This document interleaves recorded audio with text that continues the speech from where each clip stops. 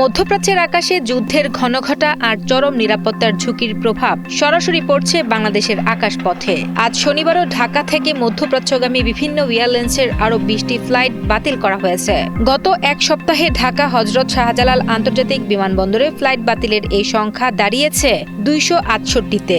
এতে চরম অনিশ্চয়তা আর ভোগান্তিতে পড়েছেন হাজার হাজার প্রবাসী ও বিদেশগামী যাত্রী। নিরাপত্তা নিশ্চিত করতে গত ২৮ ফেব্রুয়ারি থেকে ইরান, ইরাক, কুয়েত, কাতার ও সংযুক্ত আরব আমিরাত সহ মধ্যপ্রাচ্যের ৭টি দেশ তাদের আকাশসীমা সাময়িকভাবে বন্ধ ঘোষণা করেছে। বেসামরিক বিমান চলাচল কর্তৃপক্ষ বা বেবিচক সূত্র জানায়, আকাশপথ বন্ধ থাকায় গত কয়েকদিনে ধারাবাহিকভাবে বাতিল হচ্ছে এয়ার অ্যারাবিয়া, কাতার এয়ারওয়েজ ও এমিরেটসের মতো বড় বড় বিমান সংস্থার ফ্লাইট। পরিস্থিতি স্বাভাবিক না হওয়া পর্যন্ত এই সংকট কাটছে না বলে ধারণা করা হচ্ছে।